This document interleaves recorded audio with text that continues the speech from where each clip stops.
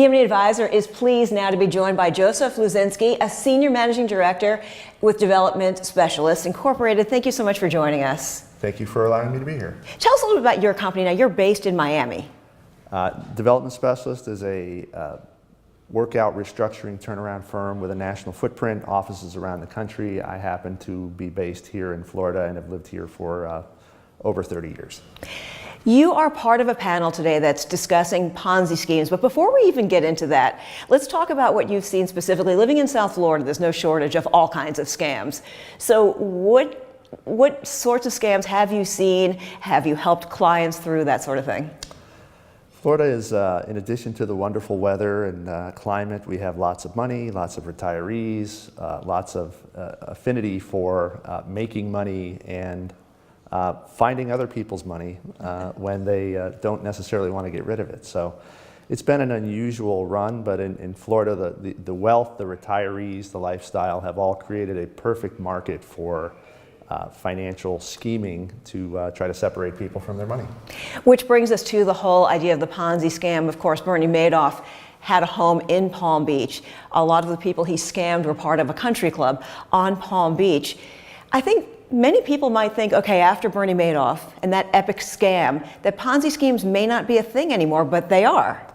Well, as Charles Ponzi dates back many, many years as the grandfather of Ponzi schemes, and they morph, they change. There are different varieties, whether they be more retail-oriented or business-oriented, but crafty people figure out ways to change the details, change the story, change the investment parameters in such a way to make it appealing. And money is a motivator, greed is a motivator, beating the average returns is a motivator, and people continue to get hooked. It's a human nature issue more than a timing or a cultural issue at the moment. So then the underlying advice that you would give to anyone who's thinking about investing really in anything, let alone something that has this huge return that seems unreasonable, what would your advice be? Well, hindsight is always 20/20 in these matters, but the age-old adage, if it sounds too good to be true, it probably is. You need to be reasonable, and you also need to be focused. Putting a portion of your funds at risk is something that's more tolerable than putting your entire estate or retirement account at risk. I have friends who were involved in the Madoff scam, and some of them invested a portion of their money and said, ouch, that hurts. And I know a few people that invested a significant portion of their net worth because they were chasing those higher returns. They wanted more, and they took the higher risk, and they also took a much higher loss. So there's a balance to be had in your own internal risk-reward profile of how you wish to both further your wealth, but also retain it. It's interesting because government regulations have, of course, tightened since all of that, but maybe not far enough? Well, regulations are guardrails, bookends, if you want to call it that, but schemers are very adept at finding the loophole. And many of these schemes start out as whispers at the country club, whispers at the office, whispers in such a way that it gives you the appearance like you're special to get invited to participate. You're dealing with well-heeled people, the trappings of the lifestyle, the promise of returns, the secret sauce of why I can do it better. These are all the general little hooks that cumulatively can incite someone to say, this is a great opportunity, I want to be in. Let's talk a little bit about cryptocurrency right now and the opportunity there for fraud or scheme.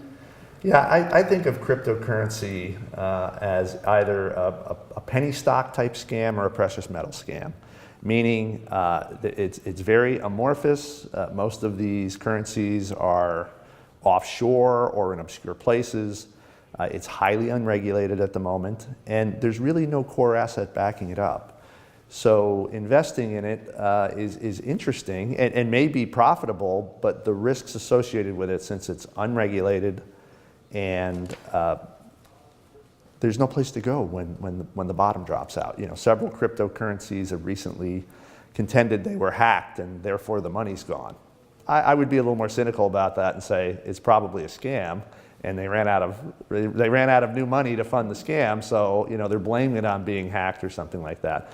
Until the SEC or a major national international bank puts some parameters around it and can say, yes, this is a legitimate investment vehicle, and we'll backstop it, we'll regulate it, we'll make sure you have the full faith and credit of either the FDIC or some investment advisory authority or something like that. It's subject to wide volatility and fluctuation. Joseph, I mentioned that you are part of a roundtable discussion on that, but there are several other discussions going on today. Why is it important to you, and what is the value that you receive from coming to these M&A Advisor Symposiums?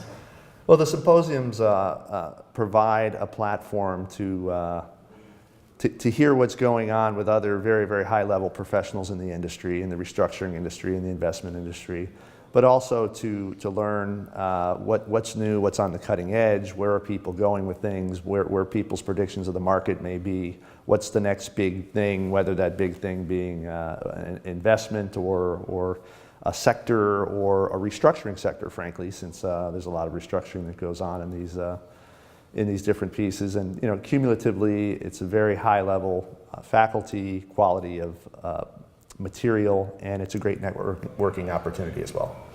Joseph, thank you so much for all of your great insight and joining us right here on M&A Advisor TV. I appreciate it. Thank you for having me.